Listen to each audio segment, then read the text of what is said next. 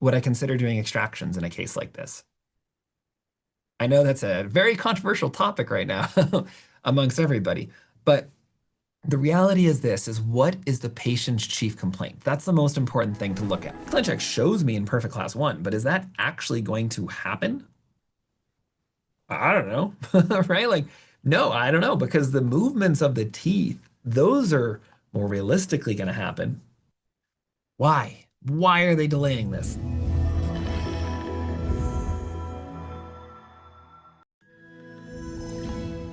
This is a 15-year-old female. She's 15 and 9 months. Now, in all consideration here, I would say that a patient who comes in who's 15 years old and 9 months isn't so much of a growing patient at this point, especially a girl. So even though she is a teenager, if you were to see this coming into your practice right now, treat her like an adult pretty much. And you'll see here that I do some things in terms of this case that I do treat her still more like a growing patient. And in reality, that's what results in us not quite getting right to that finish line with being perfect class 1 at the end. But I'll show all the details regarding this. Okay, so why we know that we should be treating her more similar to an adult is that if we look at her C-spine, and we see the curvature of C2 and C3, you'll notice that she has this curvature. Now, her spine at this point is more of a square orientation. That means that she is in her late growth phase here. We can also tell just by looking at the patient, has she gone through puberty yet? And the answer that, of course, is yes, she's almost 16 years old. So when we evaluate this C-spine here and we see that she might have a little bit of growth because her C2 and C3 are slightly more of a rectangular or a square shape than being a long vertical rectangular shape, it tells us we have a very small amount of growth that's still left, but we, for the most part, are going to treat her like an adult. When we look at her teeth, we can see that she has pretty significant crowding, both on her maxillary and mandibular arch. And what she comes in talking about with us is, I don't like my crowded teeth. That's her main complaint. When we look to the side here, it's a little bit deceiving. So if you ever take your pictures from too far forward, right? If you're coming too much on a front-on shot, it might look like the patient is in a full class 1, but if you actually look at her ClinCheck, what you'll notice is that the premolars here in the canine aren't actually quite in class 1, right? The angulation of that photo matters. So if you're at a steeper angle like this, where you're coming more from the front view and they're class 2 with these canines, if you actually look on your ClinCheck from the side view, what you notice here is that this patient here isn't just a little bit class 2. In terms of the canine is extremely class 2. It's like a full tooth class 2. Well, that makes perfect sense because the lower premolar is blocked out of the arch here. So because the anterior teeth have all shifted back into that space, it makes sense that this patient is biting in a class 2 canine, even though they're a near class 1 molar. If we look at the midline on the bottom, then it would also make sense that her lower midline has shifted to her left because that lower midline has moved towards the tooth that's blocked out. So likely this patient had a premature loss of a primary tooth. There was no space maintainer. And then, of course, what ends up happening is this patient ends up in a situation where the anterior teeth shift back into that space and the posterior teeth maybe shift a little bit forward into that space. When we look at her anterior teeth, I mean, this is what I try to show in all the courses is the reason that we're doing treatment. The reason why malocclusion matters is because of the damage that happens to these teeth when they're in the wrong spot, right? If you look at her central incisor here and you compare it to her lower central and lateral, these teeth fit together almost perfectly like a puzzle. We see it time and time again, right? The chipping and damage and wear is going to happen on the lower teeth, whichever lower teeth are the most buccal in the arch. And it might be a little bit hard to see here. So I'll actually draw on this and show you. But looking at these lower teeth, the lower right central, her 4-1, is actually overlapping. It's further forward. And so the furthest forward tooth in the mouth is essentially her lower central incisors, these two teeth. And so, which two teeth have the most damage and wear compared to their neighbors? Well, it's the lower central incisors. Those are the teeth that have the most damage to them because they're furthest anterior. And then which teeth end up with the most wear on them when we're looking at the upper teeth? It's always going to be the most lingual teeth. So the laterals here, this lateral is hitting against that canine on the bottom, and look how much wear there is and damage has happened. The other lateral is a bit better. You can see the height difference between them already, though. Again, if we were to draw on this,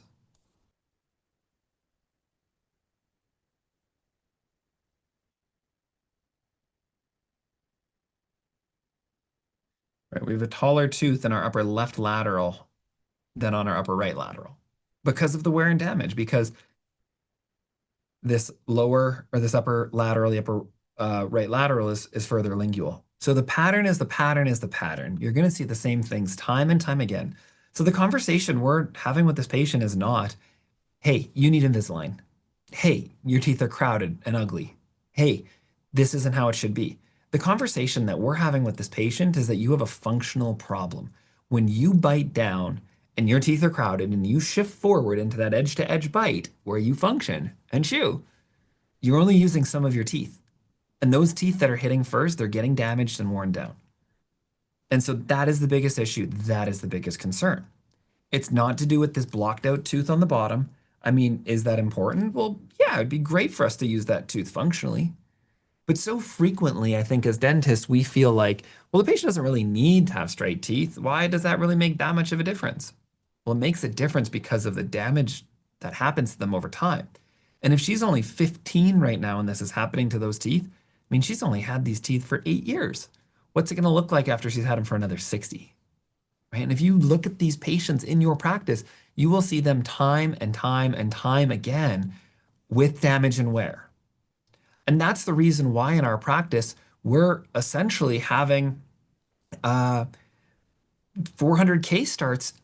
When we survey our patients when they finish treatment, 80% of our patients tell us that they did not plan on having orthodontic treatment.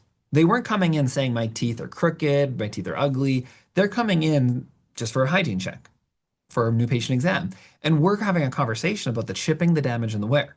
We're talking about the problem, and then that's where they see the value. Right? Because this patient here, it's the same thing. She's coming in now at 13, or sorry, at 15 years old. It's not like her teeth weren't crowded and looking like this before. Her teeth were always crowded and looking like this, right? Why did they see the value of doing something about it right now? They saw the value of it because we actually had a better conversation with them to explain the problems and why this actually matters. Because to the parents right now, their only concern is, well, yeah, tooth's out of position, but what does that really matter, right? All right. So when we look at her pen, she has wisdom teeth. They're slightly horizontally impacted for her lower right. On her lower left, that one's vertical. Same thing with the posterior teeth. So do we need to extract the wisdom teeth for this case? Well, it depends. It depends if we're trying to distalize teeth or not. If we're trying to distalize teeth, the first thing we want to look at is, will the tooth back up into the wisdom tooth? And if it's backing up into the wisdom tooth, is it more that we're going to have crown hitting against crown? Or is it more that we're going to have the crown of the wisdom tooth hitting against the root of the tooth in front of that? If we're backing up the tooth into the root, so that the root, sorry, of the second molar is backing up into the crown of the wisdom tooth, then that's going to be a problem because we could actually cause damage to the root. But if this tooth is mostly erupted or partway up, then even if we do try to distalize this tooth, we could push back the wisdom tooth without causing damage to our adult tooth. But that's the consideration here would be if the tooth, so on this side, for example, where the crown is lower down, if we're backing up root surface into the crown of the wisdom tooth, then we need to be more cognizant and aware that that could cause damage. And so a situation like this, I would definitely be promoting that the patient gets their wisdom teeth out. That would certainly help me. The next consideration we're looking at is their facial balance. Now, this patient is bimaxillary protrusive. So both their maxilla and their mandible push forward, and her lips push as well. Now, at rest, she is able to have lip competence, so she can close her lips together.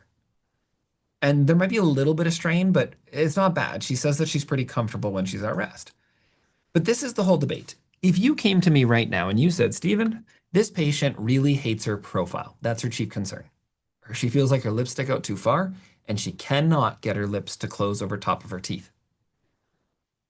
Would I consider doing extractions in a case like this? I know that's a very controversial topic right now amongst everybody, but the reality is this is what is the patient's chief complaint? That's the most important thing to look at first. If their chief complaint is, I have bimaxillary, no, they're not going to say I have bimaxillary protrusion, but they're saying my lips can't close over top of my teeth, right? And they have lots of crowding. Is it within their chief complaint to extract premolar teeth and to retract and give them lip competence? Sure.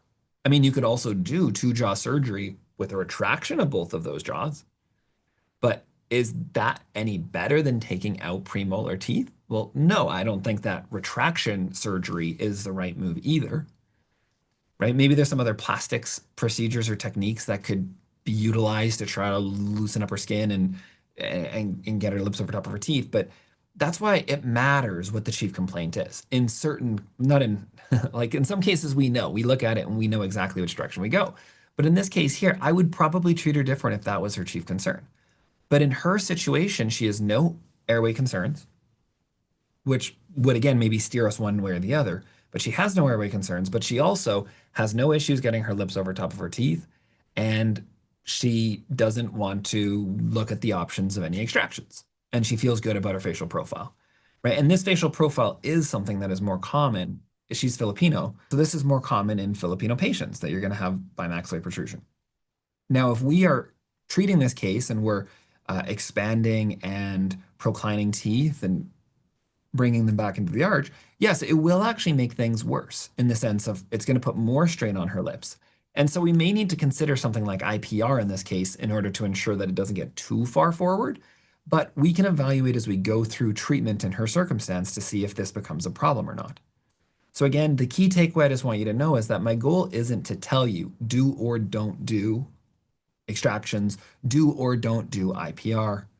My goal is to tell you these are the options of what you could look at. And depending on what fits into your philosophy, then that's how you can treat. And I wish I had this one up right now. I don't. But I have an amazing example of a case where I would just argue there's almost no option except extraction because there's so much recession on all of these teeth in a patient who's in her early 20s and she's got bimaxillary protrusion already. And her main concern is her facial profile. So my thought process would be is just that when we're looking at these patients, we have to evaluate what their chief concern is, and there's a time and a place for everything. So a little bit of a tangent. So let's go ahead now and jump in and look at her ClinCheck. So we'll go back to treatment plan number 1 to evaluate this first. So you have a ClinCheck in front of you. You guys have seen me do quite a bit of this if you've been on Invisalign Demystifieds before, where we will break down essentially the attachment decisions and really go in depth on things. Now, my frustration is that I wish I could actually make the changes directly on this ClinCheck itself, but unfortunately I cannot. I'll actually pull up, I created this as a demo case too, so then I can at least make some alterations to the final staging of this to show you how we would place attachments and make modifications.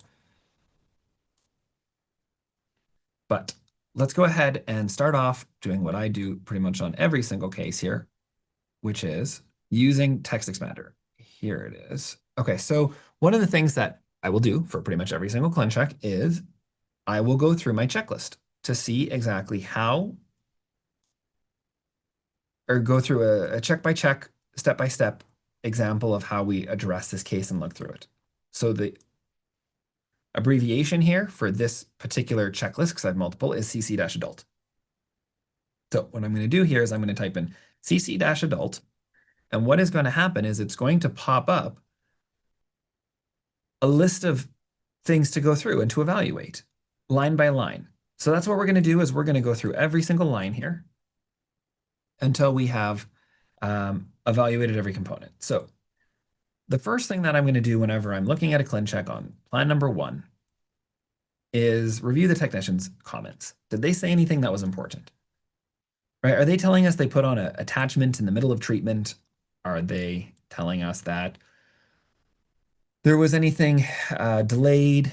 Are they telling us they couldn't put a tooth into the mouth for some reason? But all of these um, different points are just the automatic generated things saying things like trim teeth were moved, optimized attachments were used, precision cuts were used.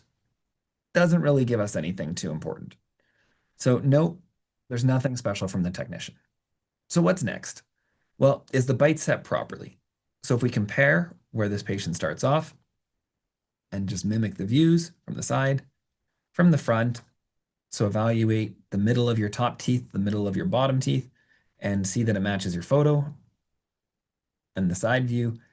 It's the same view in every single image. So the bite was set properly. Next, do we have 4 passive aligners at the end of treatment? So 4 trays that do nothing, right? So these trays at the very end are just meant to hold the patient over.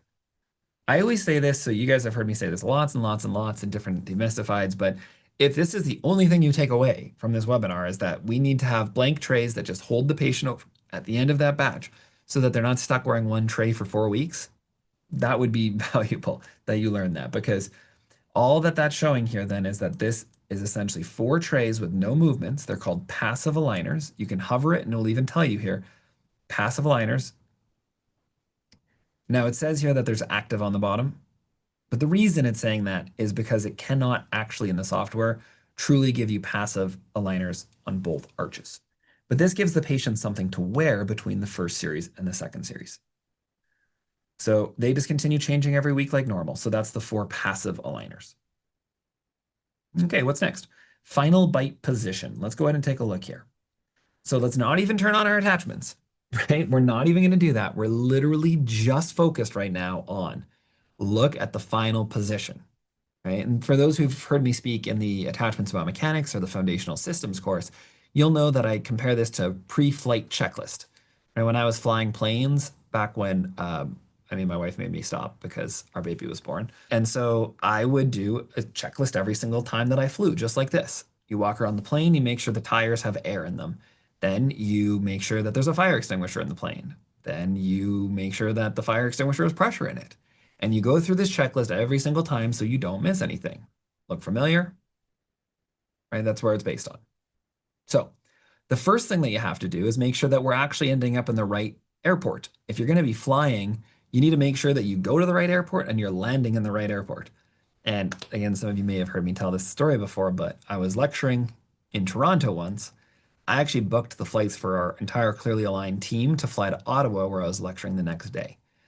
I booked all of them to fly out of Toronto International Airport, but I accidentally booked my seat out of Billy Bishop Airport, which is the downtown airport. We all get to Toronto International, which is right next to where we were lecturing out of.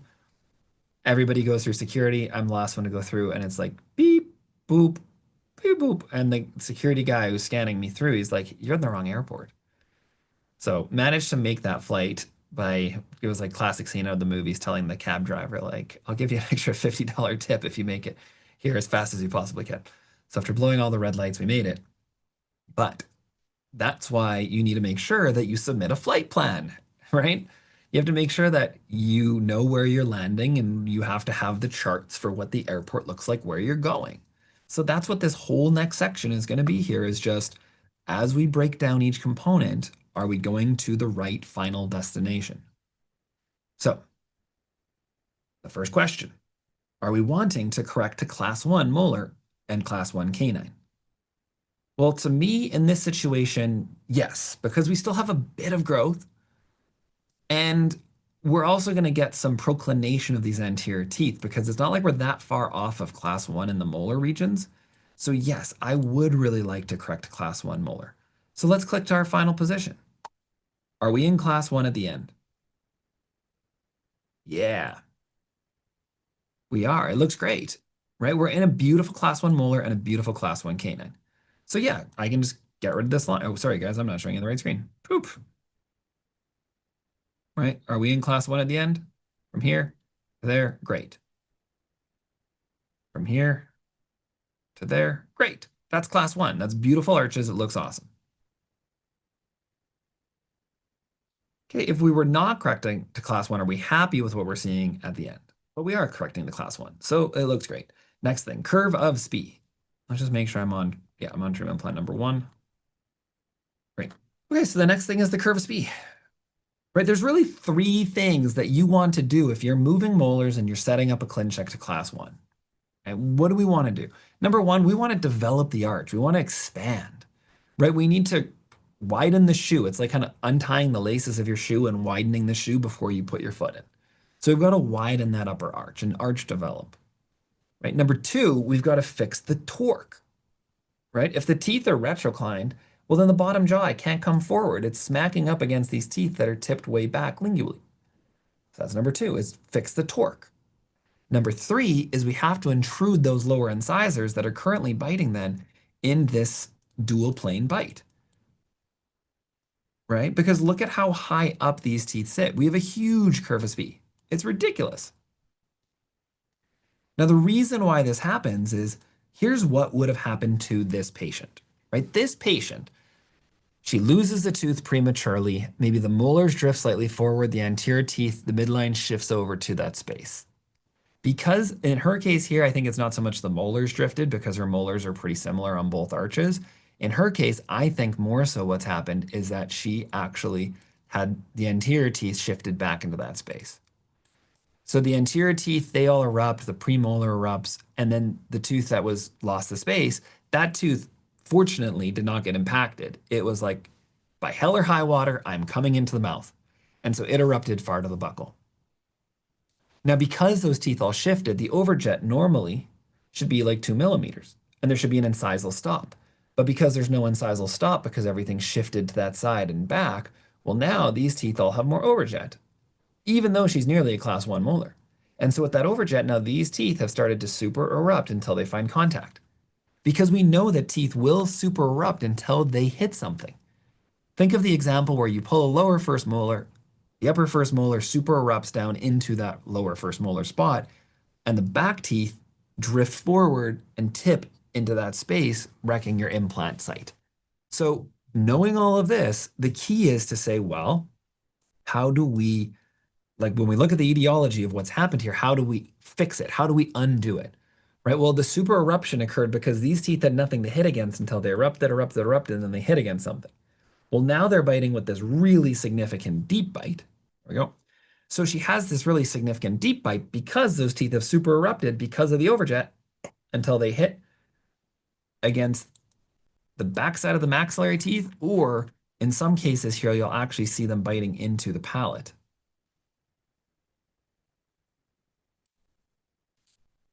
Eh, well, let me toggle on off. But if you look on the iTero, I show patients all the time on their iTero scan how they'll actually see a little indent in the gingiva in the roof of the mouth in cases like this because these lower incisors are biting right up on the roof of the mouth.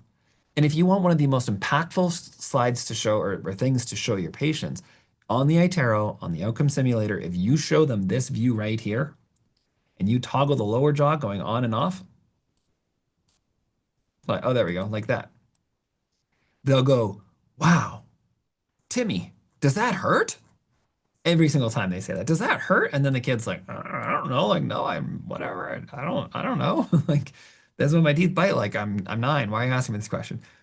Um, but then the parents are like, wow, that's a problem, right? And because what's happening then is when these patients are sliding into excursion, instead of just sliding with 20% of the teeth overlapped and discluding, they're sliding with 100% deep bite all the way up that lingual surface, all the way up until they get into that excursion. And because they're crowded, they're only hitting one tooth, whichever one is the most buccal on the lower, against whichever one's the most lingual on the lower, on the upper.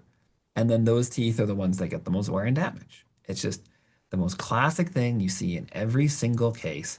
Doesn't matter if the crowding is crazy significant or if it's minimal, but that is why correcting this curve of Spee and intruding these teeth so that the lower incisors aren't sticking way up and the upper arch isn't playing whack-a-mole with them and smashing them all down, that's what is so important here. So back to our checklist then. curve of Spee. Does it need to be corrected? Well, maybe this patient is in a situation where they have a super significant open bite, and we're okay just trying to get those teeth to touch. Or maybe we don't want to actually correct it for some reason. Now, in almost every single case, we do correct it, but maybe we don't. But do we want to correct it? Yes. Does it need to be over-corrected? So let's just go ahead and look. In terms of the actual ClinCheck of what it shows at the end, would I say that this position here is really good, really bad, or in between? I would say that where they start off to where they finish is better, but I would actually like for us to do some over treatment here. Instead of just finishing in the ideal spot, I think it would actually be better for us to overdo it and do over correction or over treatment. So I'm going to leave this on here because when I'm going through this checklist step by step by step, you know what I'm not doing right now? Super crucial point. For those of you who are grabbing their wine and are not sitting right next to the computer right now, come back, pay attention. What I am not doing right now as I go through my ClinCheck, I am not making changes. I will show you the time point of when I would normally look to make changes. So right now, all I've done is I've literally just thrown all of this information in the text chat section, and then I'm going through line by line by line by line by line. I'm not clicking modify plan at this point. I'm not trying to adjust anything. All I'm doing is I'm just reviewing and I'm leaving in place any of the line items that are not done well, that need to be adjusted. So I'm going to leave this one here then of does this need to be overcorrected? Yes, let's go ahead and do some overcorrection later. And then I'm going to the next point, and then the next point, and then the next point. And only when I get to the actual attachment section at the very end, that is the only time where I actually click modify plan and now I jump in. Right? And the beauty behind this again is that you could be doing a root canal and I just get pulled away by my assistant. I come back. I mean, who would do root canals? Because doing root canals is terrible. That's the first thing I stopped doing. Those of you out there who are doing root canals, you're heroes because that's actually hard. Like this stuff is not hard. What I'm doing, what you're doing is hard. So what I'm going to do then is if I get pulled away, all I do is I come back to the next thing that I was working on, which is the expansion. So are we expanding? And is it needed? So I would say, yes, this arch is narrow. So this is a growing patient. Do I think we should be doing some expansion? Well, yeah, we should. So do I like my final arch form? Yes, I do. Now this one here, I'm actually going to click and move through some of the movements to check some things out here, which is as I'm expanding, do I need to place buccal root torque? So what is buccal root torque? And many of you have heard me speak before, so you already know this concept. For those who haven't, I will teach you. So if you look at this tooth right now, what you can see right off the bat is that the palatal cusp of this upper second molar is at tray number 1 even, it's hanging, right? It's way more visible from the buccal side. Same thing with the palatal cusp of this first molar. So these teeth right now, the roots of those teeth are actually tapering lingually, and that's why we see that palatal cusp hanging. It's a hanging cusp. So what we want to do ideally is we want to actually reduce the amount of cusp, that buccal or the palatal cusp that we see when looking from this buccal view.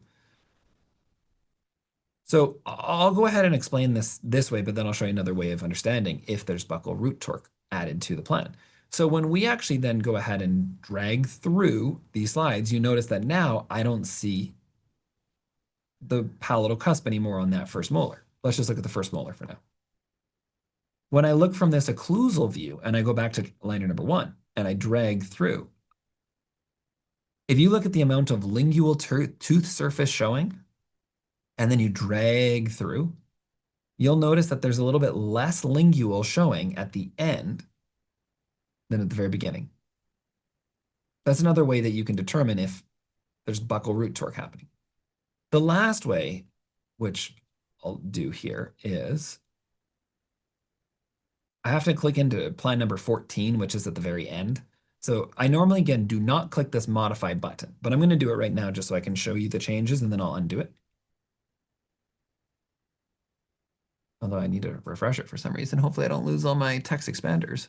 Normally you would not lose your text expanders because it's going to save all this for you. But in our case, this is just a demo case. That's why I can actually go in and make the modifications. So we were at curve of Spee, and we needed to overtreat. So it does need to be overcorrected or overtreated. And then we're on buckle root torque. Okay, let's go modify. Okay, so if you want to go ahead and add in, or to know how much buccal root torque is happening here, if you just click on this individual tooth, and then, and this is after we've clicked modify plan, if you click right here, this says, they call it root torque, right here. You click on this root torque, and then it will tell you that this is 10.5 degrees of buccal root torque. Make sure you're selecting the root section here. Right, so click root, click on this one, root torque, and it will tell you how much buccal root torque there is. And you could go ahead and actually put in more root torque by clicking the arrow then and dragging it. So we've added more root torque. Again, this will tell us, okay, that's 14 degrees of buccal root torque. So this is how you can tell if root torque has been placed into your plan. So we'll go back to tray number 1 again, or plan number 1. So that's the root torque. So the situation is this, is I would say when I look at this plan about how much expansion is occurring, I would say that yes, buccal root torque has been placed into it.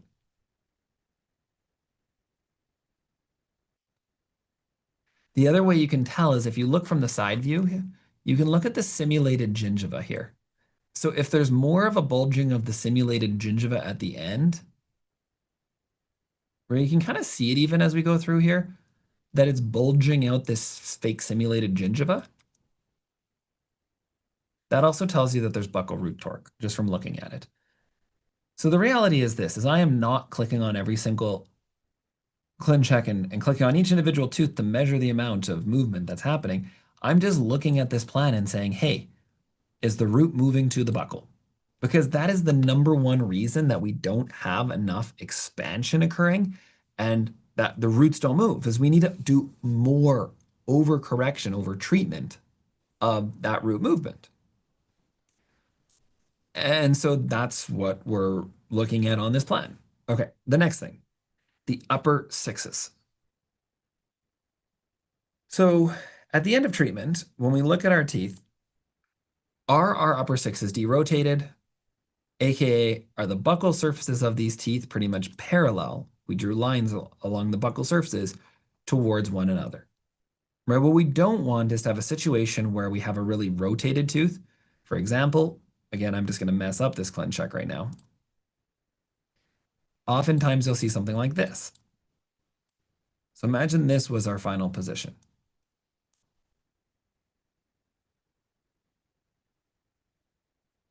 Well, if we were to go ahead and just draw a line on the buccal surface of these teeth, they would not be parallel to each other, the lines on both sides of those sixes. So we would want to plan in rotation to derotate these teeth. It will also ensure that the contacts are more broad, right? If you have something like this, where it's rotated, you're going to have this little pinprick contact between the two teeth. But if you derotate that tooth so that the buccal surface is nearly parallel with the opposing side, you have a nice broad contact between your first molar and your second premolar and your first and second molars. And what I'll often look at is you can even click on this tooth and move it just slightly to even broaden the contact a bit more. So that's essentially what I'm looking at with these two components, is the buccal surface of the tooth, but then also what does the contact look like? Because we should have that nice, wide, broad contact. And sometimes that does mean even bringing out the tooth a little bit or rotating your premolar tooth. Maybe your premolar tooth needs a little rotation to broaden out the contact.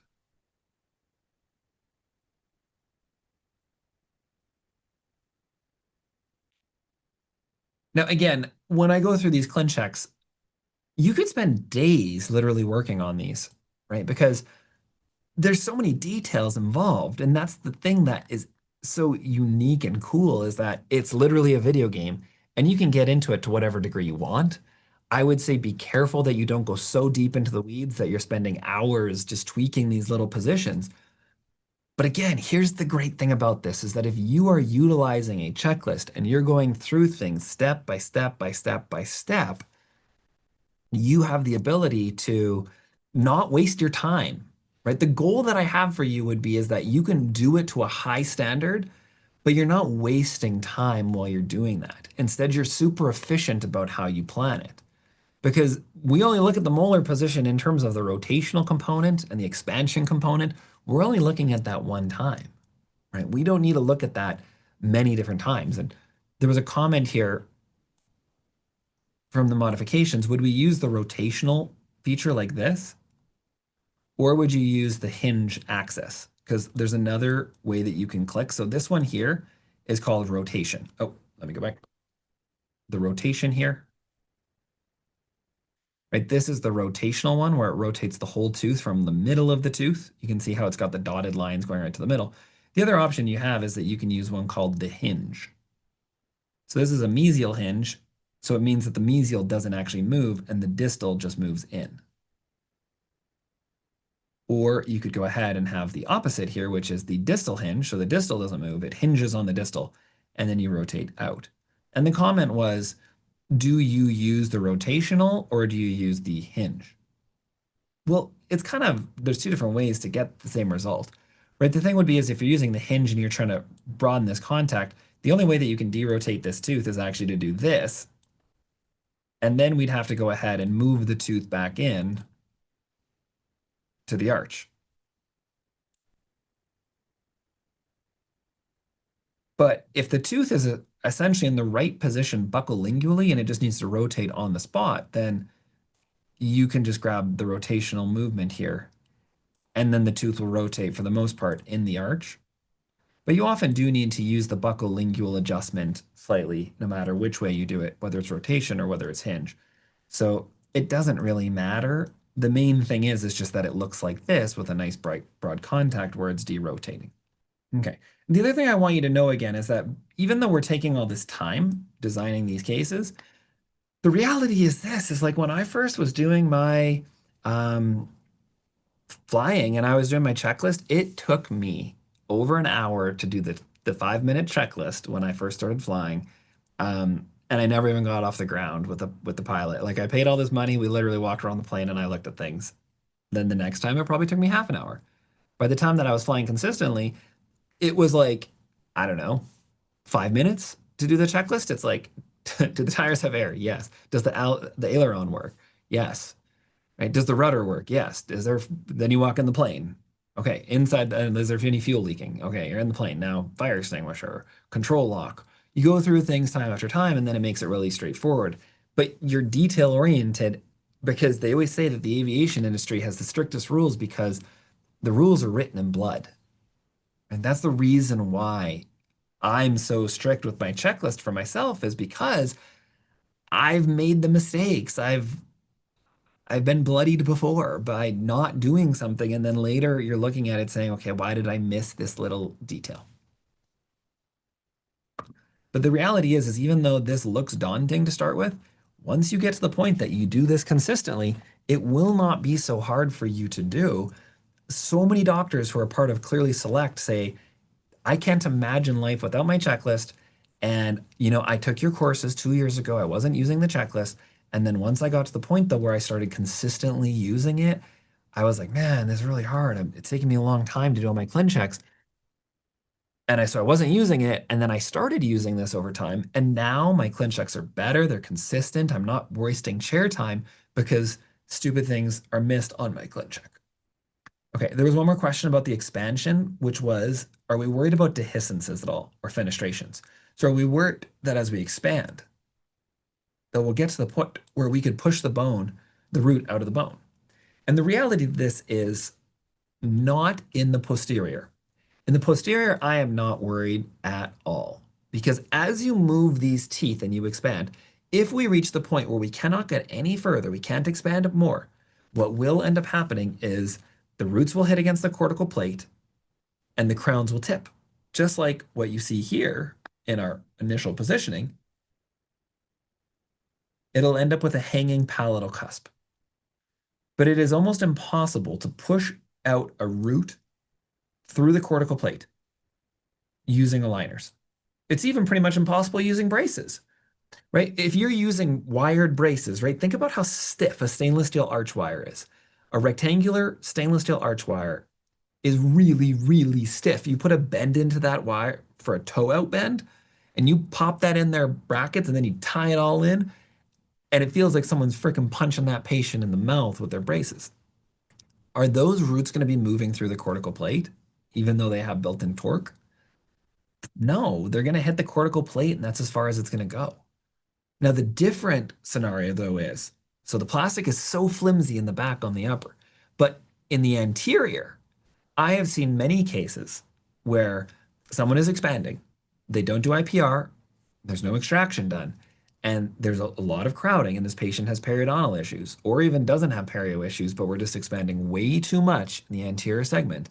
And because the plastic is so stiff, like if anybody has an aligner on them right now, take it and then feel the back, and it's so flimsy and you can move the back around like anything.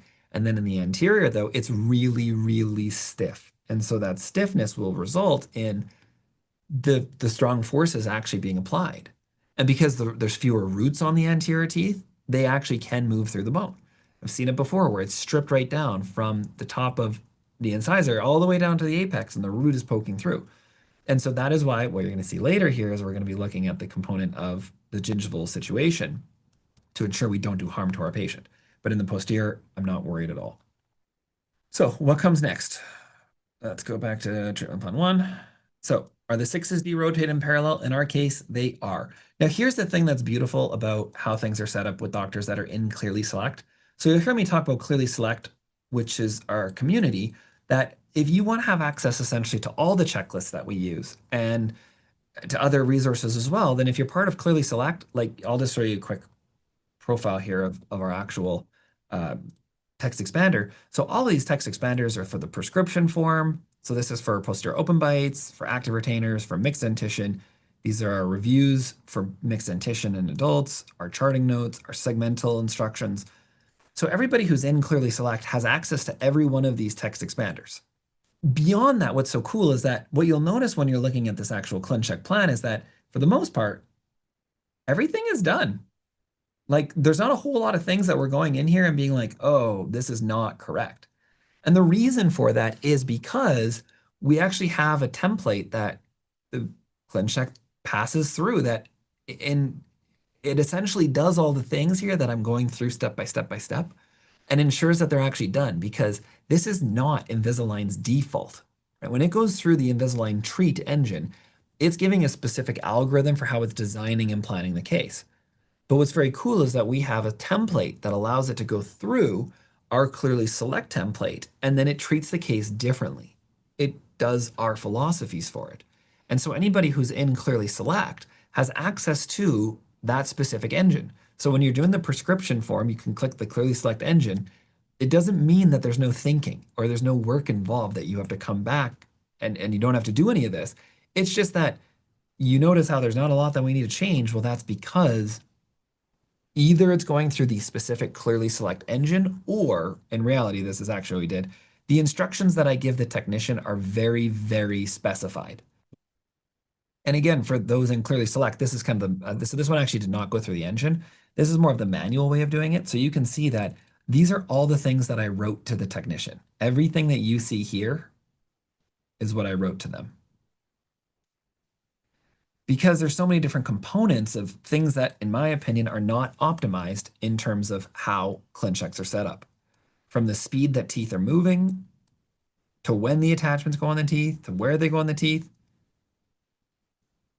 Those are all different components that we have control over to make changes.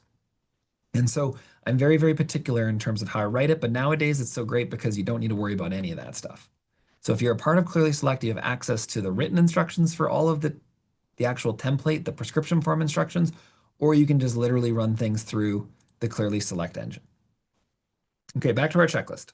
So the next thing we're looking at here is the smile arc. So how does the patient's smile arc look? Well, if we look to this patient's facial balance, she's quite gummy. Now, what this means then in terms of what we will consider, the first thing that I want you to realize here is let's look at how old is this patient? This patient's 15 years old.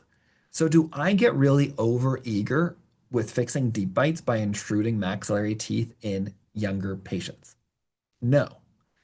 Dr. Tarek Albiali, an orthodontist who taught me extensively, and came to our practice for 5 years, and I went down to his practice for 5 years and learned from him.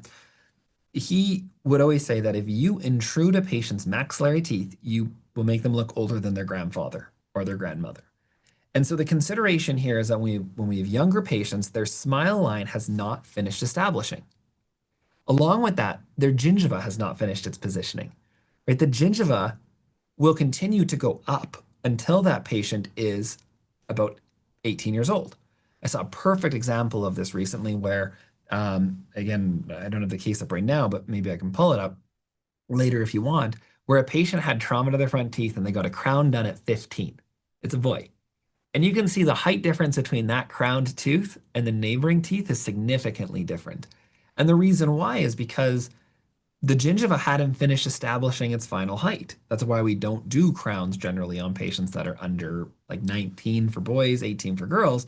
So we know that her teeth are probably going to get longer before she is finished her treatment.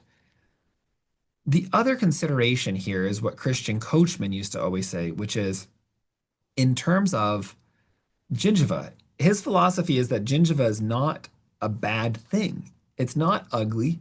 It just needs to be proportional to the size of the teeth.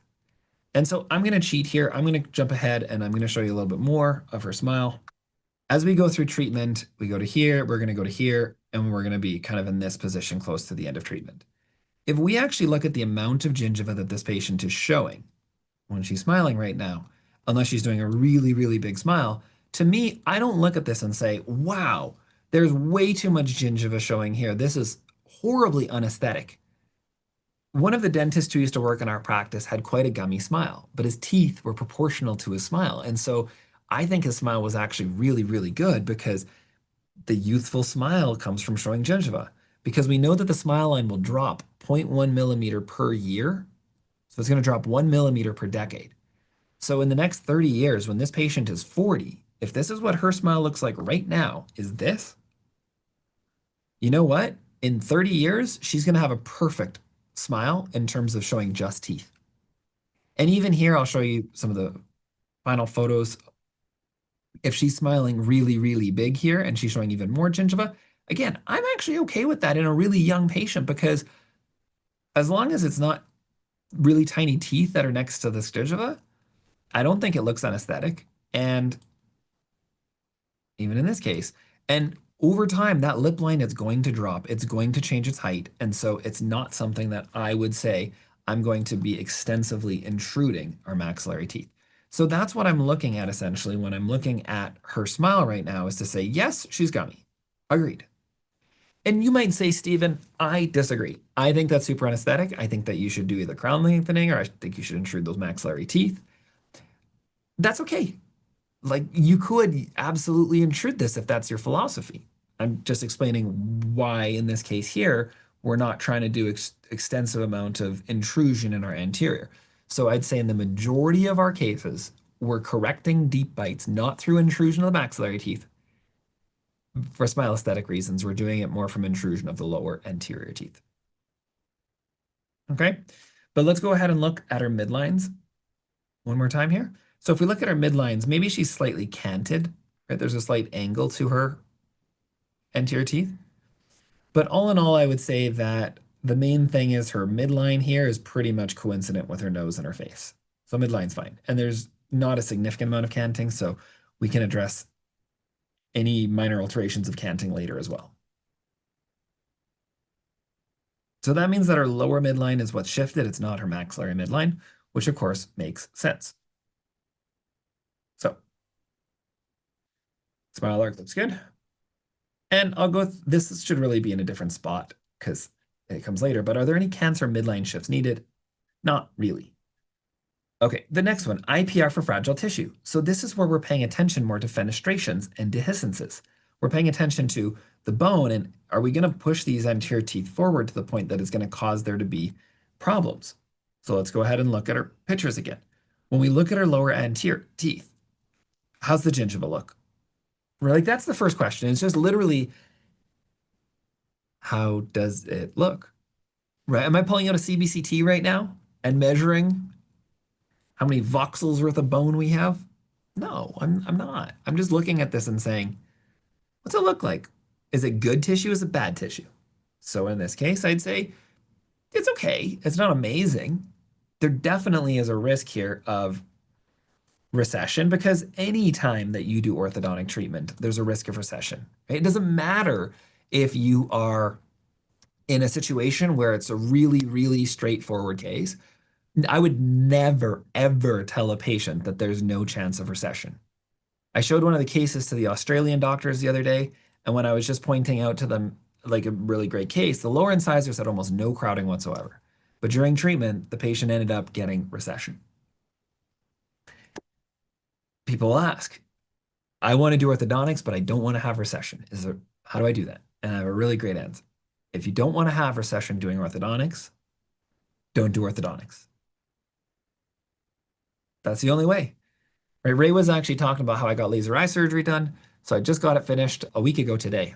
So when they're doing the surgery, they're literally telling you there's a risk of blindness. There's a risk of neuropathic pain that will linger for the rest of your life. They'll feel like your eyes are burning forever. And there's risk that you'll need to get a full cornea replacement. There's risk that you're going to get starbursts when you're driving and you won't be able to drive at night. These are all risks. Was the surgeon apologetic about these risks, saying, well, there's a chance about it, and I don't think you should do this? No, it's just like these are the risks. It's involved with the procedure, and you have to be aware of it. We're going to do everything we can to minimize it. The way that my laser eye surgery was done was actually super cool. They did it laparoscopically. I just saw my optometrist today, and she was so impressed. Because normally with LASIK, you cut pretty much like here's the circle, and we're going to tangent. You cut all of this, you flap it all back, and then they remove part of the cornea, and then they flap it back, and then you can actually see the incision. She was looking at my eyes, and she's like, wow, you can't even see the incision because what they did is they actually make a 2 millimeter tiny incision, and then they use the laser to go in, and it cuts two different layers inside that flap. It's almost like doing a connective tissue graft where you're only taking that connective tissue and leaving the actual gingiva. And so then he takes little tweezers and he pulls out the little flap inside that 2 millimeter cut. So none of the cornea has actually been cut other than a teeny little 2 millimeter section where then they go in laparoscopically. So fun fact. But is he apologizing for these risks? No. But is he making sure I absolutely understand? There's a 1 in 20,000 chance that I'm going to have neuropathic pain and it will hurt for the rest of my life anytime I blink. Yes, they make sure I know that risk. So it's the same thing with our patients. They need to know that there's always a risk. And if we come into it being like, well, I'm really like worried about like, and of course, if there's somebody with periodontal concerns, we should be telling them. Don't try to like not tell them. But I think it's fine for us to be a little bit more upfront and lay this out that, you know what the number one cause of recession is going to be? Poor hygiene. That is so critically important. If you're worried about recession, you really need to make sure you're using good hygiene. Now, of course, poor treatment planning should not be excused here in terms of way over expanding and pushing these teeth out of cortical plate. Like we have control over certain aspects. We could definitely make it worse. My surgeon could blind me by accidentally like stabbing me with a scalpel or using the laser when it's not set properly. So it's not to say that malpractice can't happen, but even when you do everything properly, there still can be issues like recession. So clinical judgment will always be important in this situation. But when you look at the gingiva here, she does have a thicker biotype. It's not the best, but it's not the worst. We do have a decent amount of expansion and tooth movement that we're going to have to do to bring this tooth into the arch. So we should make sure that this patient understands that, hey, you know what? If you want to minimize your chances of recession, you should consider 4 premolar extractions. If you do that, you need to be aware it could affect your airway. It could affect your TMD, it could affect other things. But if you want to keep all of your teeth, you need to know there's a risk of recession. We also may use strip and go between your teeth to smooth to remove a little bit of tooth structure to help and make sure that the arches actually fit together properly. But you need to be aware of this. So that's something that I think is just very crucial in terms of looking at the situation here and explaining things and making that decision. On the upper arch, I'm not too worried about the recession risk at all in this situation because the crowding is more minimal. So in terms of, do I feel like we need to place an IPR or do an extraction here for fragile tissues? In this particular case, I don't think so. Now, the next thing is the bolt-in. I just mentioned how I described to patients how we do IPR is I'm telling them essentially that we sometimes are going to do smoothing between your teeth with a little strip. We use a burr in our practice. And by doing that, it's going to slightly remove a small amount of enamel and allow us to make sure the teeth fit together properly like a lid fitting on a box. Now, if we have a problem in terms of how the lid and box come together, then that's called the bolt-in discrepancy. And so if you actually look on your ClinCheck right now, you can see the bolt-in section. So if we click on bolt-in here, it's going to tell us if we have an excess of tooth structure on the mandibular or maxillary arch compared to the opposing arch. And what this shows us is that we do not. Well, nothing significant. It is less than 1 millimeter of a bolt-in discrepancy in the canine to canine region and less than, well, it's 0.5 in the 6 to 6 region, first molar to first molar. So what this is saying essentially is that the lid and the box, they fit together properly. If we were looking at this and we saw that the bolt-in was showing instead 2 millimeters or more of a mandibular excess, that would be one of the main causes of patients ending up with posterior open bites. Right? They have a bolt-in discrepancy, so their upper laterals usually are too small, and their lower teeth, as we procline them and expand, they're now hitting edge to edge. And now when they bite down, they have a big posterior open bite because the lid and the box are the same size. So we may need to actually go in there and do some IPR. Now in this initial plan again, we don't need to do any IPR because the bolt-in discrepancy, and actually I was on a different ClinCheck plan, but this is actually 1.26 is what it's showing. So it's less than 2 millimeters. So if this number is less than 2 millimeters, you don't need to do any IPR.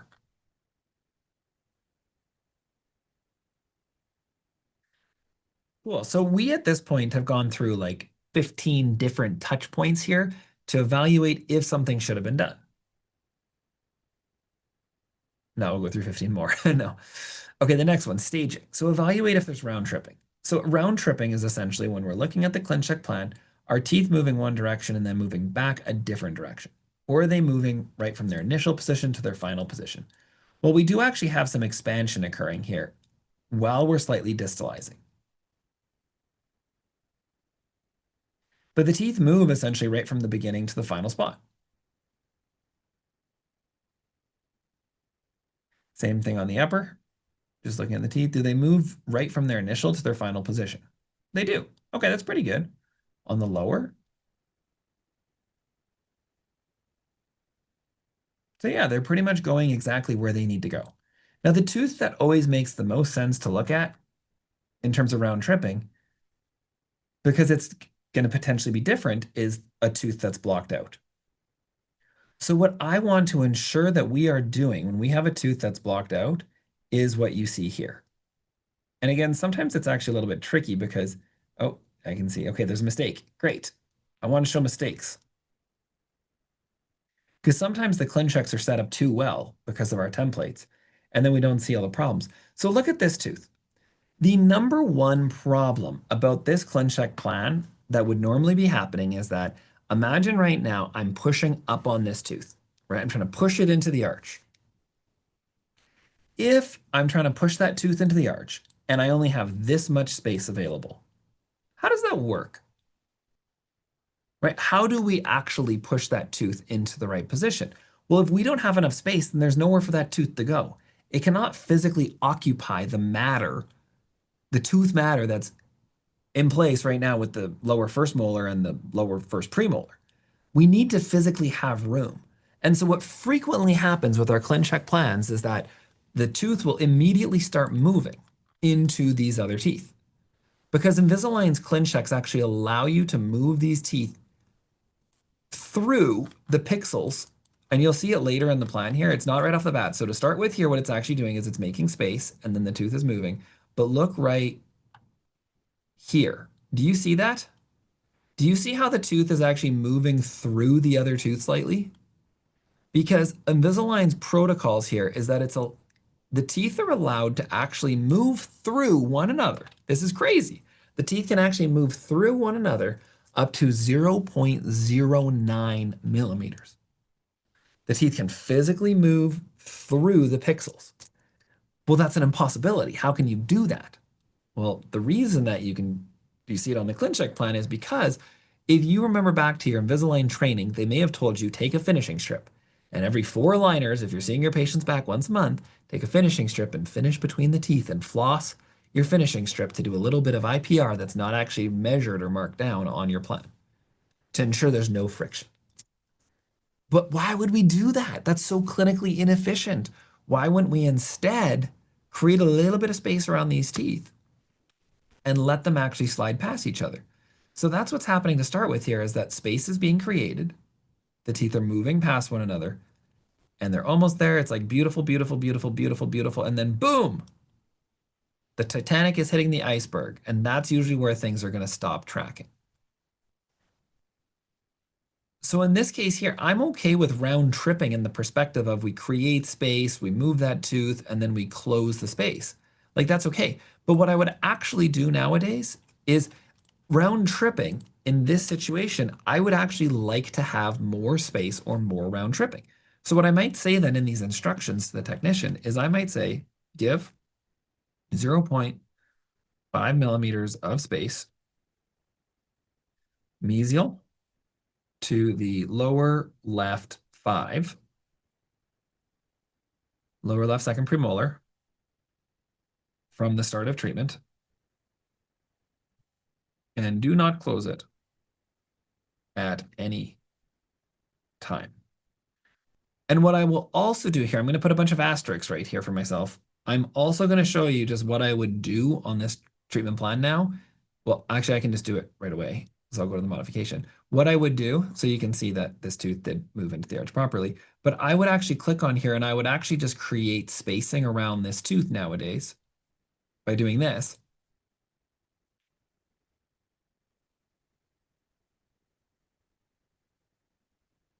I would create a little bit of spacing around this tooth, and maybe we don't even need 0.5, but if I needed to move this tooth, I would create that space so that when the tooth moves into the arch, if I just add this spacing in by doing this modification myself, sorry guys, I'm on the wrong screen.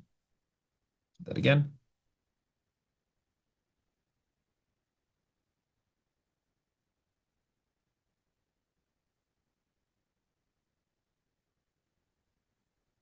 And we create that space.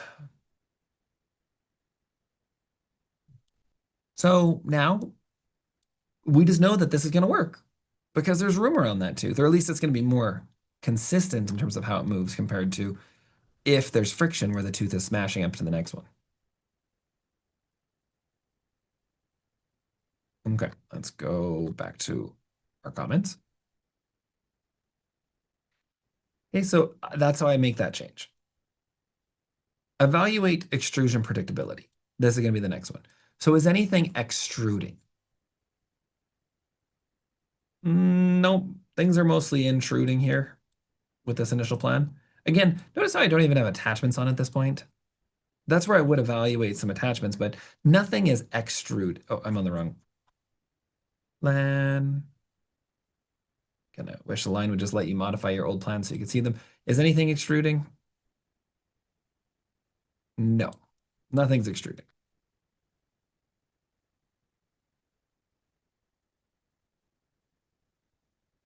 Okay, the next one. Are there any black triangles opening up? So black triangles being areas that teeth are crowded before. When we derotate those teeth and move them into the arch, is there anywhere that we see these black triangles? Like this one right here. Yeah, absolutely we do. But to be honest, do I care in this particular case if we get a black triangle? Well, not really, because we can easily do IPR later in treatment to close it up. But let's say that this was a super aesthetically conscious 33-year-old woman. and it's her front central incisors. Well, then we could just plan in some IPR here so that we don't end up with these black triangles. That's going to be the easiest way to ensure that she's not going to have aesthetic concerns about that, is just to do it before she even notices it. So you would just go in and add IPR. Right, so how that would look, you're going to see that later I do have some IPR in here, so it closes the black triangles, but let's say we're looking at this one slightly, add IPR,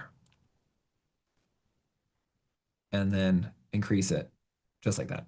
But in this case here, because this is a growing patient, the gingiva can often bounce back. And so the black triangles is very accurate at predicting what things will look like in adult patients. But in a teenage patient who's 15, I would say I'm not going to be so concerned about that in terms of the actual black triangles at this point. Now, the next things here would be, if we are doing IPR, I normally want to ensure that the contacts are actually open or the teeth are derotated. So if we're doing IPR right now, this is a really great time to do it. But if I was trying to do IPR at this point, how do you do IPR between the lower canine, and this lower lateral, the 2? If you were trying to do IPR, you're going to end up doing the IPR between these contacts, and you're going to do IPR on the lingual aspect, on the cingulum of that canine. And sure, you might be able to do it on the distal of the lower lateral. But if you were doing it in this spot here, you'd be doing it more kind of on the mesial facial of the lower lateral, and you'd be doing it more on the lingual aspect and the cingulum of that lower lateral. So my philosophy is that I'm not trying to do IPR to speed up treatment.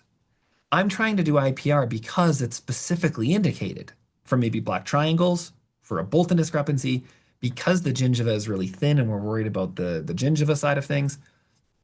Those are reasonable reasons why we're doing IPR, or to shift a midline, maybe, if we're trying to get the aesthetics correct. But to do it to try to speed up treatment, I mean, I wouldn't want somebody shaving down my teeth just to make it go a little bit faster. I'd rather them spend an extra 2 weeks and actually ensure that I have the proper proportions to my teeth. So whenever I'm doing IPR, then that's why this is here, is that I'm trying to do it generally once the contacts have derotated. That's when we look to do the IPR. I also plan to do the IPR all at the same time. I don't want to do it at 5 different time points. I want to do it at one time point, which you have control over. You can tell the technicians to do it all at the same time. The next thing is, are the attachments all going on at the beginning of treatment? Because you know what I also hate doing? Now we can start to actually click on attachments. Whew, finally made it there, guys. I hate when you're clicking through and you're dragging through your ClinCheck and all of a sudden attachment shows up midway through. Why? Why are they delaying this? Most of the time, it's not because the attachment can't be placed. It's just that something in their software and their algorithm triggered that an attachment should go on at a certain time point, or it should be changed to another one. So how you can evaluate that is you just click on your staging table here and ensure that all the red arrows show the attachments going on at the beginning and coming off, which they don't actually come off, but there should be nothing going on mid-treatment. Okay, so are attachments all going on at the beginning of treatment, or are they going on when the patient's coming in specifically for an appointment? And then the next one here is going to be, is the number of trays appropriate, right? Are there too many trays? Because sometimes you get like way more than what you actually want. And so in this case here, when we look and evaluate the movements of everything that's required, what you're going to see is that we have 60 trays because we're trying to expand and we're trying to sequentially distalize. So is this the appropriate number of trays, or is this too many trays? Well, often with patients who are still under the age of 16, I'm actually going to start these patients off with 5-day tray changes.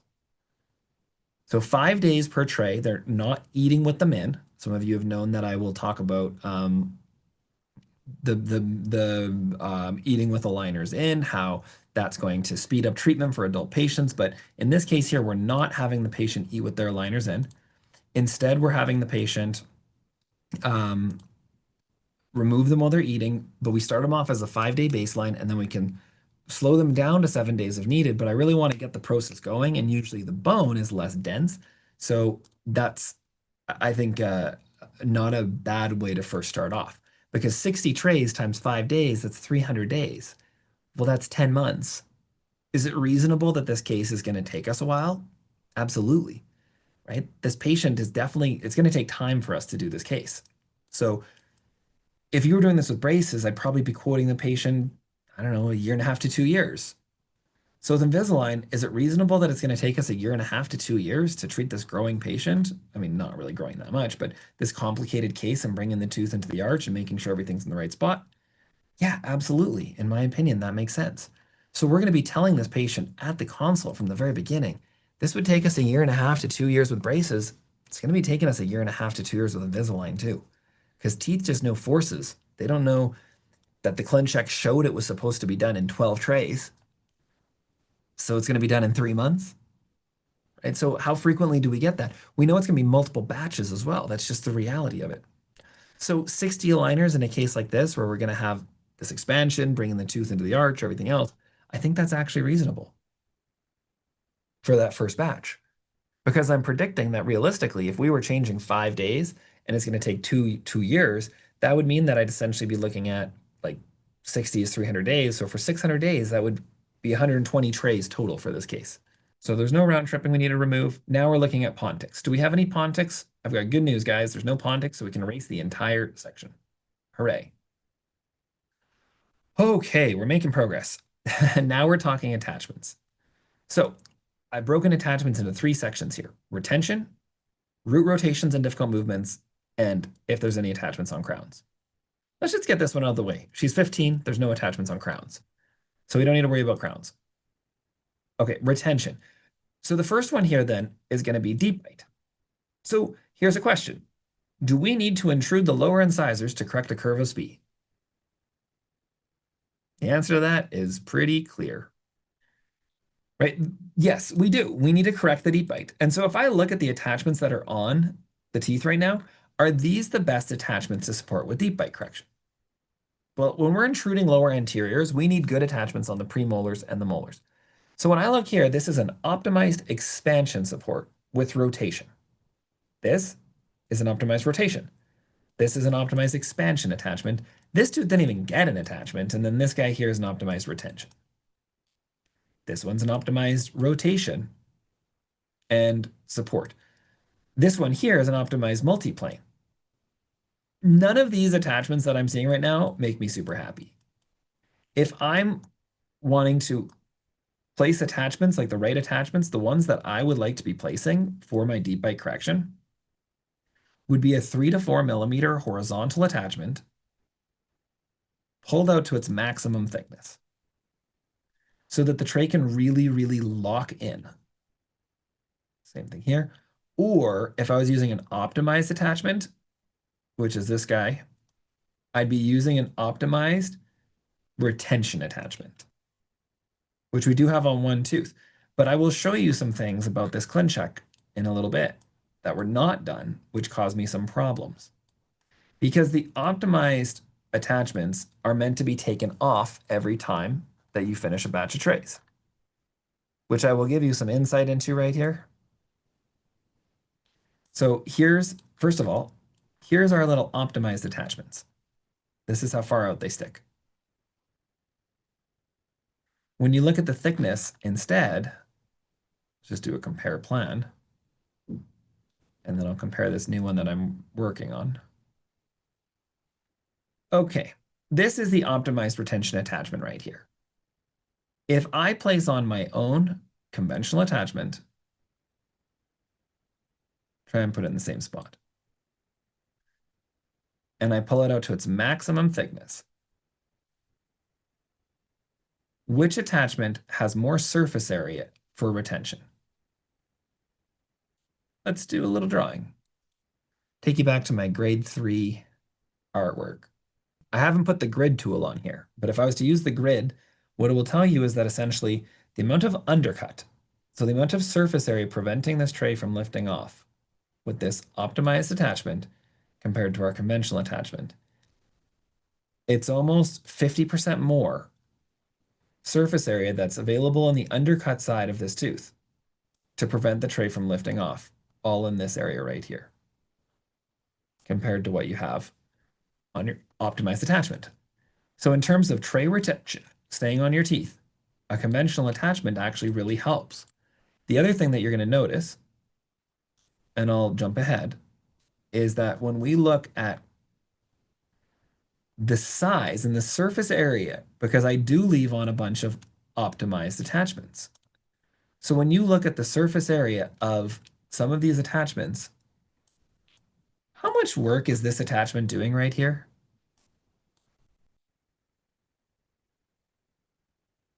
Same thing with this guy. How much is this attachment doing as an optimized attachment still on the tooth? Right, these optimized attachments are so small and insignificant with the amount of retention that they provide on the second round that the recommendation from Align is that you have to remove them. So that is why, in my opinion, with the optimized attachments, yeah, this would be much better. You're going to see that I don't do this, but you should be replacing your optimized attachments after every single set of trays. But in reality, if you can leave all of your attachments on, you then don't have to waste an entire appointment taking off all the attachments for half an hour and then spending an hour putting all the attachments back on. If you're doing that 3 times in a course of treatment, half an hour to remove all the attachments 3 times, there's an hour and a half. Half an hour to put them all back on 3 times, that's 3 hours. You're looking at 4.5 hours of wasted treatment time compared to if you were to instead leave on more conventional attachments rather than using the optimized. Now, the good thing is that some of these optimized attachments are getting better. They're getting bigger. Now, not so much on this plan, but if you look at optimized attachments in general, you have the option now to make them much bigger. For example, look at the difference between this optimized attachment on the 5, the second premolar, compared to the optimized attachment on the 7. So a question here from Wasima is, do we still have to change with the clearly aligned engine sometimes the optimized attachments out for conventional? We do still have the default for some of the posterior teeth getting optimized attachments. So this is something that you still might want to look at is, do I want to change and adjust the optimized attachments even if you're using the clearly select engine? Because there are still certain instances where we will still have some optimized showing up. Okay, so let's go back to our modifications. And again, it took me an hour to walk around the plane the first time I did it and to look at things. So I don't want to miss the details for you guys because so frequently I feel like the feedback we receive after these is that the detail of how much we're going into it is what really brings doctors value. So I don't want to shortchange you on that because I think that is the most important thing to me is that you're getting all of these details so that you really, really know what to look at. So deep bite attachments then, what I would be looking at with my first ClinCheck again is changing out a number of these attachments. And if I wanted to have the button cutout still in that same position, what I would look to do in my modification is you can still have the button cutout. You can move that further back and you can still have your conventional or an optimized attachment here. You can even go ahead and place it on a slight angle to resist the pull of any elastics. Maybe it doesn't need to be that big still, but you can place it on an angle as well. So you have that option. But definitely on these lower premolars, I think the best move, what I'd be doing nowadays is I'd definitely be replacing those attachments and placing horizontal attachments for that deep bite correction. Okay, expansion attachments. So these attachments that are on here are in the anterior region actually optimized expansion support attachments. So what I was trying in this case is I wanted to actually utilize all optimized attachments if possible, to start with at least, to see how effective things work. Because oftentimes doctors will ask me, well, Stephen, do you only use conventional attachments or do you only use optimized? And I say, I'll try cases with everything. I'll try them with conventional, with optimized. My goal is to see what's most effective for my patients. And so because of that, essentially, we're able to try out multiple protocols because many things work. Now, generally speaking, I would change out these attachments in the posterior here for, again, a thicker conventional attachment. But these are optimized expansion support attachments. They're the ones that are specifically designed to help with expansion. Except for on the 7, you actually weirdly can't get an expansion attachment. So I asked them in my instructions for an optimized rotation or retention attachment because I wanted to evaluate how effectively we were able to expand utilizing these attachments. So again, you could change those out, or you could go ahead and leave those. So that's number 2 for the retention portion of attachments. Number 3 is the upper lateral incisors. So on the upper lateral incisors, I always place attachments if the teeth are moving. So I'm not even worried right now about the orientation of them. I'm just looking to see, are they there? So they are there, which is great. Okay, now we're looking at root movements and difficult movements to replace. And so at this point in time is usually when I'm now going to be clicking the modification button, right? So things I look at when I see teeth that are moving a lot. So difficult movements is definitely going to be on our lower premolar here. We need to push this tooth into the arch. On our lower canine, there's a lot of rotation on this tooth. On our upper anteriors, probably our central incisor, it's pretty big, but you can see that it has quite a distal in. Right? The distal has to move in towards the lingual. So let's take a look at some of the decisions then that you could do. So in terms of making modifications, on the central incisor, for example, I didn't do this. But if I was doing it again nowadays, I probably would place this attachment. Because the distal has to come in, I'd place a sash attachment. On our lower canine, I'd place a vertical attachment to help with the rotation. On the lower premolar, we have our attachment that's just coming from the buccal surface. I would likely just leave that same attachment. Because this is treatment plan 2, so these are all the attachments that we actually leave in place. So I did change out some of the attachments, like the posterior second molar, then the first molar, and change up the elastic slightly. I did not change out these attachments on the premolars, so I wanted to utilize the optimized. I focus more on the deep bite correction by leaving a horizontal attachment. But I could have certainly placed a vertical attachment like I just showed. Horizontal attachment on this canine. Again, I could have changed this attachment for a horizontal attachment, just a conventional. And I absolutely could have placed this attachment, the one that I just showed on the top, on the central incisor here if I wanted to make sure that was going to track more consistently. But again, my goal in showing you all these cases is to show that you don't always need to do things perfectly for it to work. You can absolutely have things work without that. Okay, so we're getting close. We're getting real close to being done this first round. An hour and a half just on one case. Okay. Last things we're looking at now is going to be the bite situation. So the good thing is as we procline these teeth in the anterior to make space for this tooth, well, it allows that tooth to come into place. And as we move forward the anterior teeth and slightly move backwards the posterior teeth, well, it actually helps our overjet quite a bit. Anytime that you have a blocked out tooth and you're making space for it, this is what's going to happen. We're also having a little bit of distalization on our molars. And we do have what's called a bite jump here. So a bite jump is a slight change in a forward-backwards position. So if you use the grid tool and you compare this bite jump, you can actually evaluate to see from the very last position here, right? We're on the second to last to the very last position. It's showing a movement in the forward backwards, but also in the vertical. If we just compare the forward backwards right now, it shows the movement of one square. So one square forward that it's jumping from here to here, that is showing what's called a bite jump. And that bite jump, you can control when and where you see it by clicking on the top of the screen here on bite. And then clicking, you should always have this selected, which is at the end of active treatment. You don't want to hide it. You don't want it at the beginning. You don't want it throughout. You want it at the end of active treatment. This is the bite tab. Because what this will show us then is that this 1 millimeter of bite jump, is that something that can realistically happen for this patient, for our growing patient, and this one here is more of just a vertical bite jump. It isn't really as needed because the AP is much better on that side. So is it realistic in a non-growing patient that we could see an 8 mm bite jump where it goes from here to here?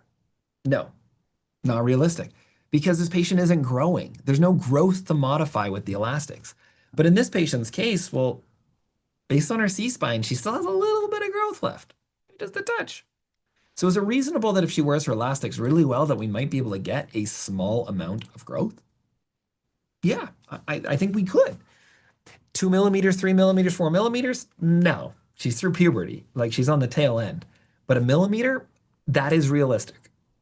The realistic amount that you can get in a non-growing patient who has TMD issues would be 2 mm.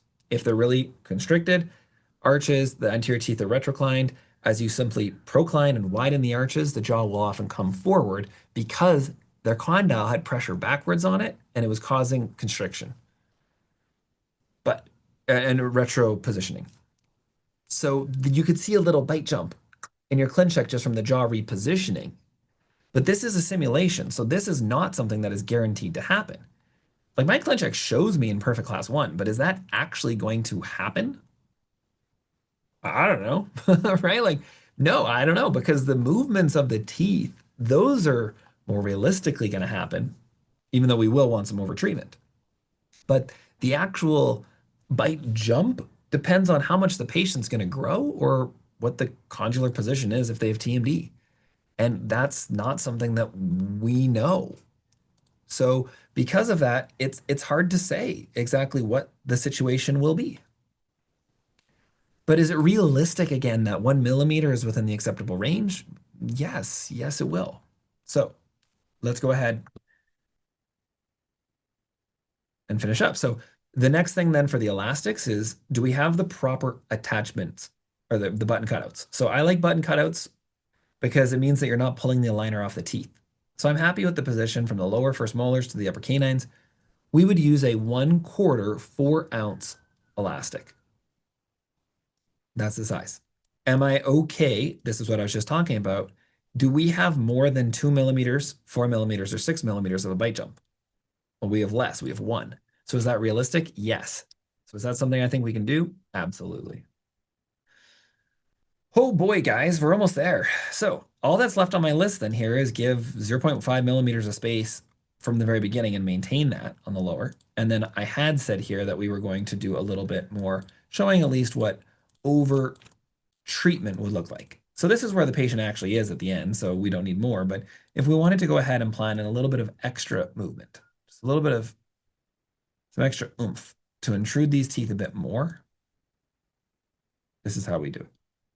You just grab all these teeth and just slightly intrude these teeth more, and that would actually be how we can overdo and do more of this movement. So that would be the overcorrection we still had. So ideally, when I'm doing my ClinChecks, my goal is that I want to have worked through the entire ClinCheck on treatment plan number 1. Right? Here's treatment plan number 1, my initial setup. I make those changes, and then I accept treatment plan number 2. That's my goal. Now, again, it's going to take you like an hour to go through this whole checklist when you're first learning, but once you get good at it, it will take like, my goal is always 5 minutes or less, and then accepting on number 2 with a very, very detailed and clean ClinCheck. So let's see how we did. Here's where the patient starts, and here's where they're at after their first series of trays. So from here to here, and I'll show you something. I did tell them in these instructions here to give me more space. So you can see that I have more space here, more space, and that space doesn't close now until the very end. But even then, it still actually has a bit of friction, so still not as good as it could be. But you can see that this tooth has moved into the arch from its initial spot. The anterior teeth, they're all straight. The photo's not the best here, but my deep bite, wow, look at that. Huge changes. My anterior teeth are all aligned. Now the gingival margins are not the best. If I was doing this again, I'd likely line up the gingival margins and then do restorative for this patient to build back up the chipped teeth. But in terms of my arch development, it looks great. Right? Arch form is something that aligners can do such a good job with, but now we're working on the vertical. So we're working on settling the bite. Right on this side here, we're nearly in a class 1, but on the other side, we're still in a class 2. And we're propped open with a posterior open bite. Now, I'm not going to go through all components of posterior open bites because that's actually what I lectured on last time with the demystified webinars. But what I want to do here is I want to go ahead and show you, well, what are we going to look to do to improve some of these situations? So here's where we're at after the first round, right? So we're pretty much in class 1, but our canine's a bit high. This canine's a bit high too. We're in class 2, so we brought the tooth into the arch, but we're still class 2. And so what I'm going to plan to do then is, my goal is to essentially leave as many attachments as possible. So do I need to move a lot of these posterior teeth in quad 1 and quad 4, upper right and lower right? No, they're pretty good. They just need to settle down into a nice bite. On the left side here, I'm a little bit tight with my bite. I need more arch expansion. Right? Because sometimes this is what happens, is that as we started doing treatment, her jaw maybe had a bit of a functional shift or something like that because it was trapped. Well, now as we start expanding the arch, all of a sudden she moves into a more comfortable jaw position. So she's changed her position, but she's biting slightly in a crossbite. And so we need to deal with this, right? She's in a crossbite now. Like, I'm not freaking out about this. Who cares? Not who cares, but we'll deal with it. Because what we can do is we can utilize some crossbite elastics. So what I'm going to do is I'm actually going to go ahead and plop on a button cutout on the lingual of this upper 6. So now I'm running elastics. I was running them from my lower first molar to my canine. But instead I say, well, hey, wait a minute, I have a bit of a crossbite. I need to widen my maxillary arch more, and I need to constrict my mandibular arch. So why don't I go ahead and I run elastics from the buccal of the lower to the lingual of the upper in a class 2 positioning, right? We will utilize both the class 2 component of the elastics as well as the crossbite component, right? Because on the lingual side of this 6 and on the lingual side of this 4, ignore all the other ones for right now, right? We glue our buttons. So there's a button here, there's a button here, there's a button there. And then the way that the elastics run is that they're going to run from the buccal of the lower to the lingual of the upper. This is the crossbite component by going to the lingual and then back to the buccal on the lower again. So this is a class 2 oriented elastic, but instead of just running it as a traditional class 2 with the buccal and the buccal, I'm running it to the lingual side to act as a crossbite elastic as well. This might seem scary, this might seem confusing, but I will tell you that honestly, this is like so straightforward. This is not something that's super hard. This is what was going on. So we're in a crossbite. Put the buttons on the lingual of the upper 4, lingual of the upper 6. Ignore the other buttons. This is the orientation. So it's going, this is lingual, lingual. There's the crossbite component by going to the lingual, and then it's getting the class 2 component from coming to the premolar. This would be probably a 3/16, 4.5 ounce elastics. Okay. And so what we're trying to do with expansion here, the mandibular arch is constricting, the maxillary arch is expanding. We go back to our actual ClinCheck here. We want to do some expansion. There's 2 different ways that you can plan this in. One would be that you use the arch tool. I guess I have to go with this. So in this modification, if you click on arch right here, then you have to click to the maxilla. Then you'd grab this little black dot and you can click here to remove the symmetrical movements. You click on your black dots and you could go ahead and pull out to expand this arch more. Or on the lower, I'll have to click on lower now. We grab the black dots again and drag them in to constrict the arch. So that's how we go ahead. And you could actually, like in this situation here now, I'm almost simulating this like scissor bite. Like I've overdone this by far. I'm not saying you should do this. This is just showing you how you can change the arch positioning. to expand the upper and constrict the lower.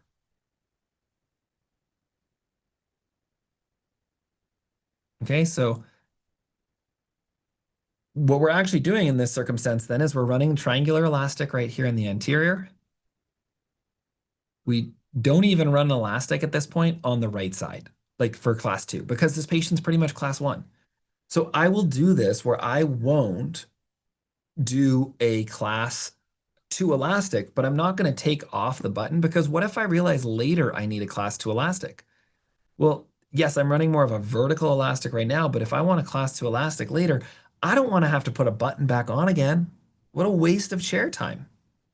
Right? I don't want to do that. I want to instead focus um, on the vertical components, like right here. This is the vertical component.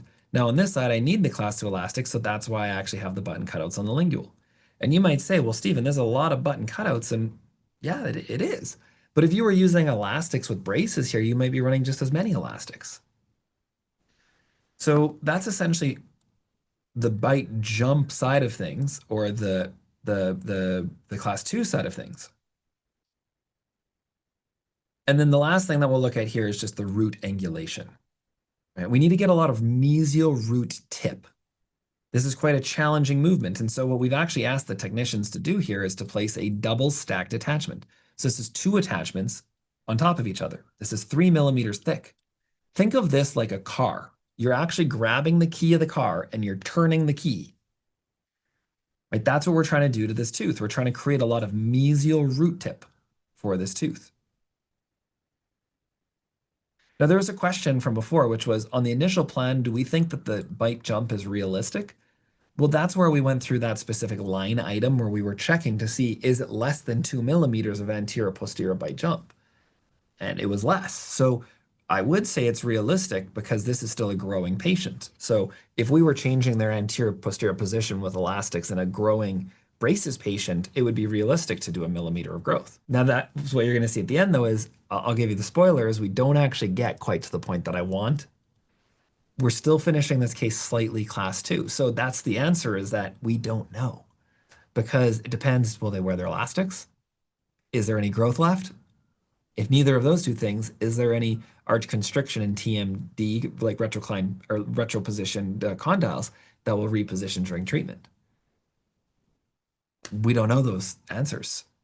So if the patient doesn't wear her elastics, I can 100% tell you we're not going to be able to correct the class 2. So here's where we're at. And there was another question here, which is on the left side, do you use both the crossbite elastics as well as the vertical elastics for the canine? So yes, on the left-hand side, so we're running essentially that class 2 crossbite elastic here. Right? Buccal of lower 6, lingual of upper 6, lingual of upper 4. Then to work on some of the vertical of this canine being a bit high, the vertical triangular elastic, and then this guy has a button on it and he's just not doing anything. He's just chilling. Very professional term. Don't worry about this button on your tooth, patient. It's just chilling. Right? Arch development, arch expansion. Here's our double stacked attachment to really overdo that mesial root tip. So let's see how we did. So here's what it looks like with the 2 buttons on the lingual side of the teeth. We're using the clear buttons on our canines, so she's not really showing anything when she smiles, right? It's kind of blurry here. Let's jump to the next one. This is with the buttons on too, but it's very, very aesthetic. Go back to this one here. So she's running the class 2 elastics and then the vertical elastics, pulling these teeth down. So in terms of our treatment plan then, now when we look at things, we can see that our canines, well, those have come into the arch much better from where they were before. Our crossbite is corrected. Like, these are the things I care about the most, is our crossbite is a bigger thing that we need to deal with. The canine situation we need to deal with. We're still very close to our class 1. Again, we pulled that tooth down. So what are we doing now on our next plan? Well, we need a bit more mesial root tip on this lower premolar, so we'll go ahead and continue working on that, although I probably should have done more. We need to work on coordinating and settling the bite. We're working on that. And because the bite is a little bit tight over here, and because we're trying to move that bottom midline slightly, we are actually doing some IPR for midline coordination, as well as for the black triangles. Right? Because look in the photo, let's see, actually it's not too bad. This one right here shows it the best.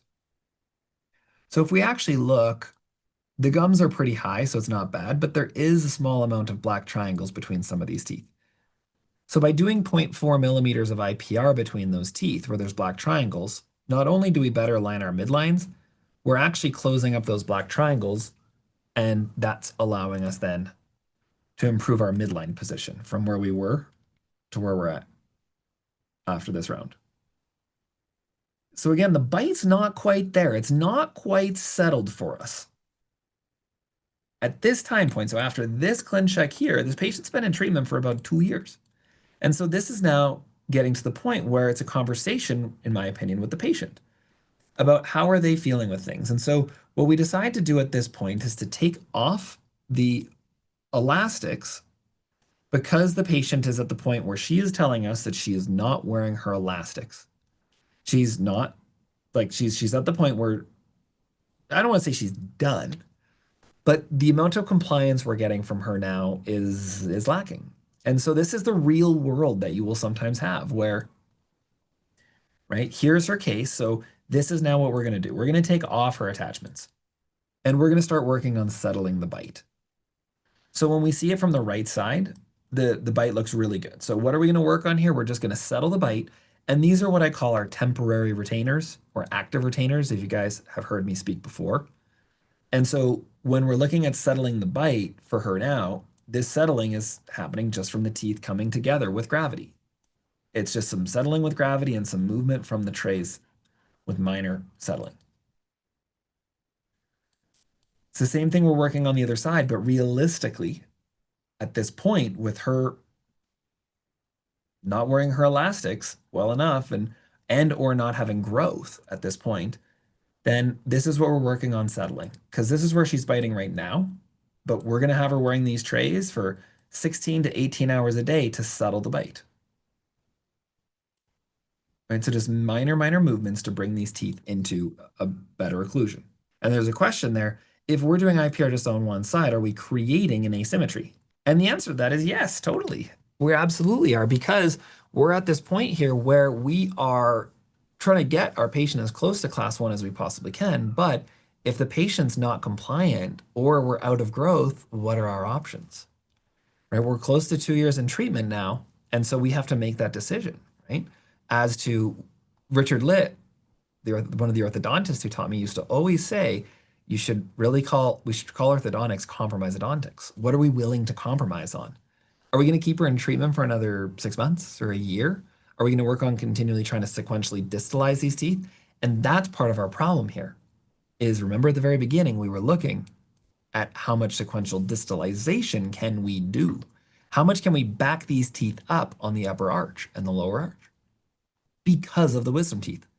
Well, this patient was really against taking out her wisdom teeth. And so when she was talking to us about, can I do my orthodontic treatment? Can I do all this? The answer is, well, yes. But if we need to back up teeth in order to get everything perfectly interlocked together, we can't do that if you have your wisdom teeth because they're right up tight. And so we're going to be limited for how much we can actually back those teeth up. And again, like this is why I don't want to just show you successes. I want to show you things that are failures too. Maybe failure is a bit of a stronger word, but I want to show you things that could be done better. Because if we look here on this plan, right, in this initial plan, what it's actually showing is it's showing the back teeth backing up about 1 millimeter or so, and the anterior teeth moving forward. Well, realistically, if that second molar is hitting up against that wisdom tooth, is it going to back up as much as what it's showing on the ClinCheck? It's not. And so we have limits to what we can do. Because at this point here, even though, again, I would love to say, well, yeah, let's just go ahead and go to the right treatment plan and sequentially distalize a few of these teeth to get us into our final position. If she has her wisdom teeth here, is it realistically going to happen? No. So some of this is because of patient choices of not taking out their wisdom teeth, of getting to the point where she's not effectively wearing her elastics and running out of growth. Because I'm showing you the real world. I'm not just showing you the fake Instagram reality, the virtual world that's out there that's not true. I want you to see like these are real, authentic situations where you then are making that decision. And so here's where we're at, right? Like this is what our bite looks like. So what we're doing is we're settling this bite now using just essentially aligners. No attachments. Let that bite settle. So here's where she's at when we take off all of her attachments. Right, we can see that the bite still is not fully interdigitated, nor is it tight together in the posterior. Oh, here it is, sorry. And so this is what it looks like after we let it settle with those active or temporary retainers, so to speak. So you can see that because we've removed attachments and we're letting that bite settle, for example, this lower second molar, or upper premolar, I should say, that it is now biting into a much more full occlusion where it's contacting against our lower six. Our upper first premolar is not occluding against our lower second premolar.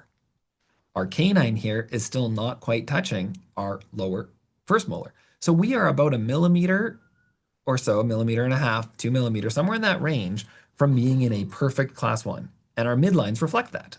And our midlines are not perfectly aligned. From where we started, it's obviously improved significantly. We've expanded the arch. We can see that in the buccal segments, right? Our canines were the most prominent teeth, but now at the end of treatment, our arch development has significantly improved. Our lower premolar has been brought into the arch. Our gum lines are left even. We actually did do that more so that she could do restorative on these teeth when she wants to. Our right side finishes in perfect class 1. Our left side does not. Is it much better than where we first started? Absolutely. But would I give myself an A on this case? No, I wouldn't. Would I give the patient an A on this case? No, I wouldn't. But that's the thing, is that's the real world in some circumstances. And so I will usually tell my patients, I'm committed to continuing on, but only if you're doing your part. If you're not wearing your elastics, if you're not willing to get those wisdom teeth out, we shouldn't continue because there's only a limit to how much we can accomplish. Now, I'm being pretty brutal with myself, but in reality, would I say that going from this initial position to where we finish is bad? No, of course not. I would say if I was giving a grade on this case, I'd probably give it an A minus. Right? We can see it's just not quite there. It's not quite where we want it to be. But in terms of the trauma, that's the thing I care about the most, remember? I care about the fact that these teeth are sitting so high and getting smashed, and now as we intrude them, they won't have that same damage. In terms of her smile, yes, we could have looked to intrude those teeth, or she could look to do jaw surgery. But she's okay. She doesn't mind her gingiva. That's a question we ask her. In terms of her lips, they haven't changed significantly from where she was previously till now. So she's happy with her profile. She doesn't wish that she'd done extractions or jaw surgery either. But again, those would be compromises that we could have made in order to change her facial balance, if that's a concern. The reason why I do this, so you have to listen through a little bit of my bitch, is to talk about Clearly Select in the sense that I've taught so many courses. We've taught over 4,000 dentists. And the reality is that a lot of times I can teach you all this, give you the knowledge, but actually implementing it is a completely different story. Get access to everything, every course, everything in terms of content. So at this point, it's over 300 hours. Number two, what I think is super important is that you need to have someone to keep you in the guardrails and keep you safe and give you confidence. So we give doctors 10 ClinCheck reviews being in Clearly Select, where we will help design and plan cases for you. So 10 cases that you otherwise wouldn't treat because you're not comfortable, you can keep in your own office and charge $5,000 to $6,000 per case. We'll also provide you support in our Slack communities. So Slack is an awesome program that allows doctors to ask questions and receive support. So we have so much support for doctors to get that confidence.